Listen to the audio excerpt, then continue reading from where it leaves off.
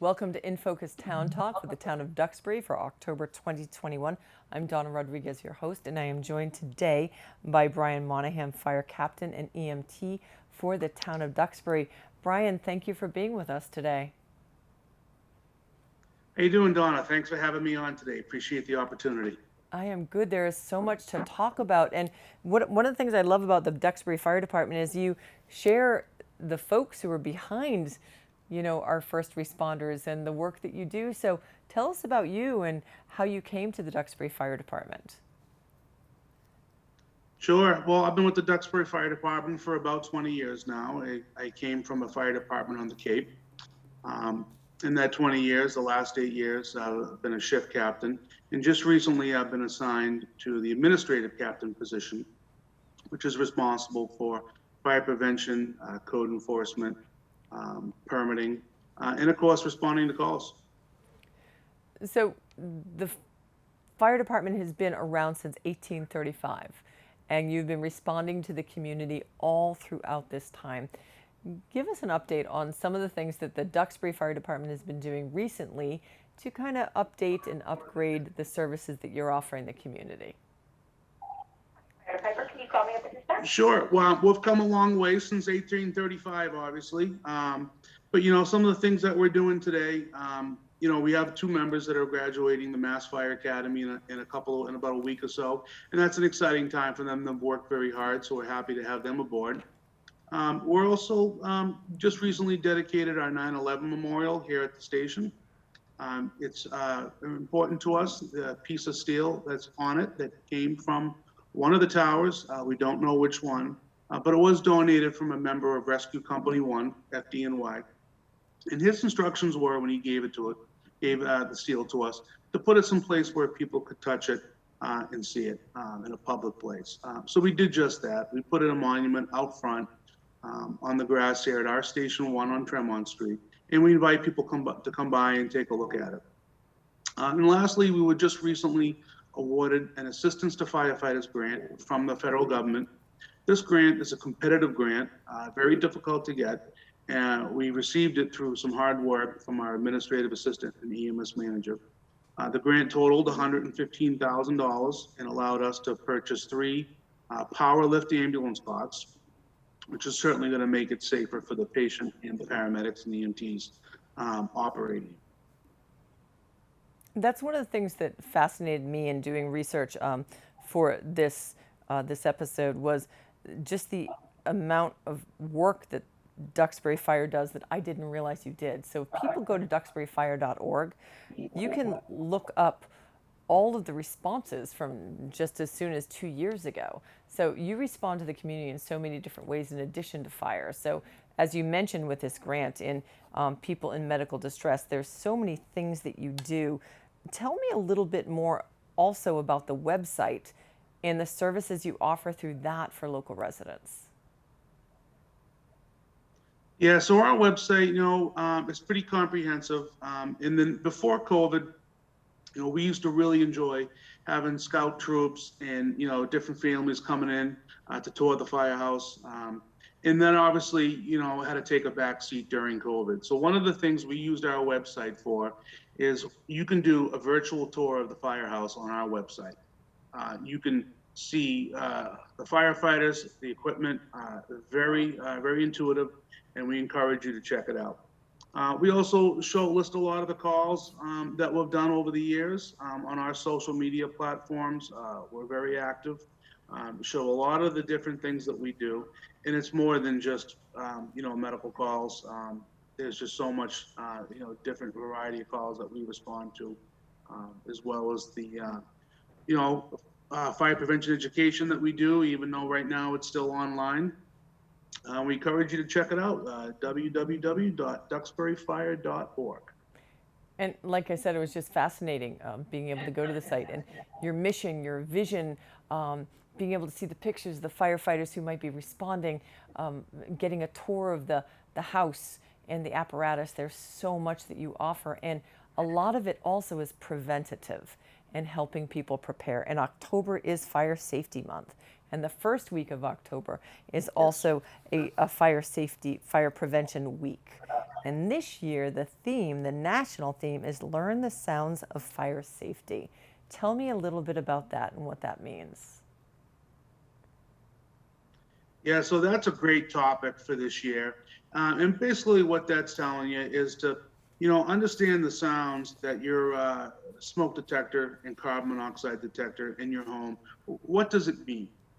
We get so many calls that people call up for their detector is just beeping and they don't know what to do. Or the alarm has been sounding for a few minutes and they're not sure if it's a carbon monoxide alarm or a smoke alarm. Great questions. So for a smoke detector and a carbon monoxide alarm that are a combination unit, it will audibly tell you what the alarm is. And if it's in full alarm, it's telling you there could be a problem, and to, to look into it or give us a call, especially if it's a carbon monoxide alarm. You cannot smell carbon monoxide, you can't taste it, you can't see it. So the other sounds that those detectors make is an intermittent beep. It's telling you one of two things, either a low battery or the carbon monoxide detector has reached the end of its life.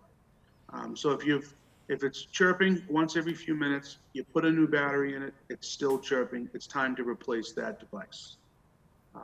And then you can look on our website, and there is a ton of information that is really specific to our community, and that can help you, kind of a little refresher. We could all use a little refresher on, how to be safe in our homes.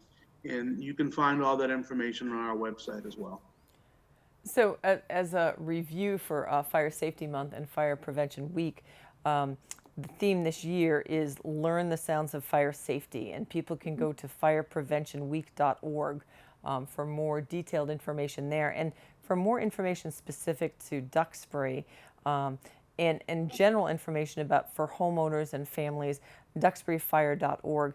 You guys offer so much to residents. Tell me a little bit about the key things that you tell local residents to do to help them be safe when it comes to fire or other issues you would help them do with prevention. Sure, great question. So, first and foremost, house numbers. We have a lot of technology available to us today, but you still need numbers on your house. And we find a lot of houses that just don't have house numbers on them. So, if you took them off because you were painting your house and you forgot to put them back on, take a look this weekend and go out and if you don't have house numbers on your house, make sure you have them. It certainly helps us find you a lot faster. That was the first thing. So, we talked a little bit about carbon monoxide in your home, and obviously you want to prevent that. And some of the things to do is you want to make sure you have your furnace serviced yearly, whether it be a gas-fired furnace or oil-burning furnace. You want to have it serviced annually, make sure it's working properly. If you have a wood-burning fireplace that you use often, you want to have that chimney cleaned at least annually, maybe more frequently if you use it often. And lastly, if you use a generator, that you have for storms, we're still in hurricane season, but the winter season's right around the corner. You want to make sure you're using that generator safely. And to do that, you want to have it, obviously you want to run it outside, and you want to have it at least 10 feet from any opening to the house, so carbon monoxide does not get into your home. Lastly, and this is something that really people don't think about, and pretty soon we'll all be traveling again, but fire safety doesn't stop just at your home. When you're traveling, whether it be at a restaurant, a hotel, a place of assembly, you want to look around and see where your exits are. So in that hotel, if there was ever a problem at night, you know how to get out of where you are. It's just something that people don't think about, and I think that's a good thing to remind yourself when you travel. And for families with young children, or even intermediate school, high school children, what do you recommend when it comes to fire drills at home and fire drills when traveling? Sure, great question.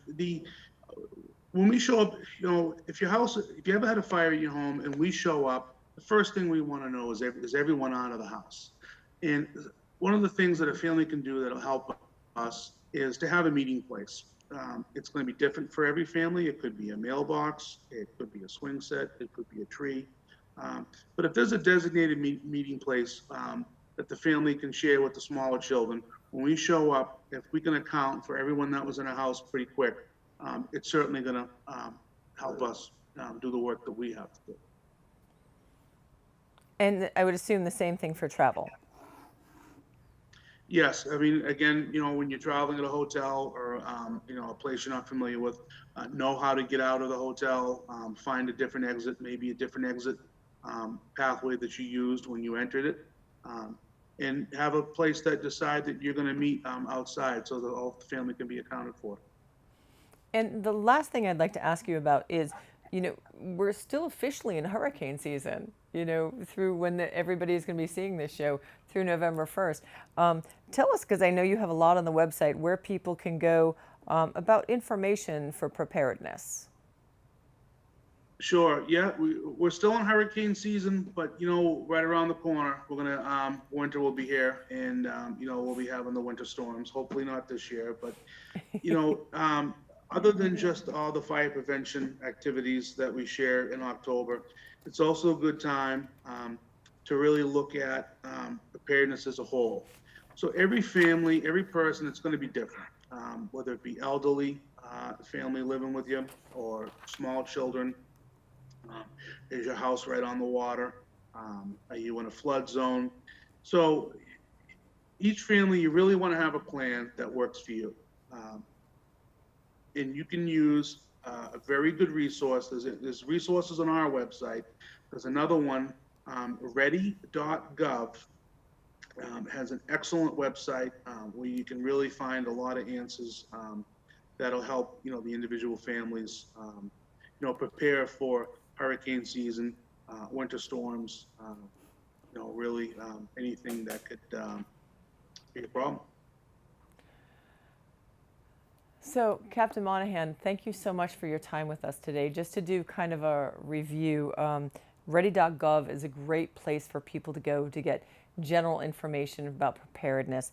Duxburyfire.org also, you have home safety, health safety, preparedness, and links to state and national sites too. There's so much out there for all of us to be able to keep ourselves and our families safe. And last but not least, in recognition of Fire Prevention Week and Fire Prevention Month, we should look at firepreventionweek.org. Is that correct?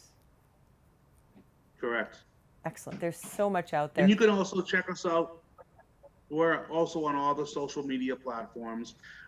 If you want to stay up to date with what we're doing, you can check us out there.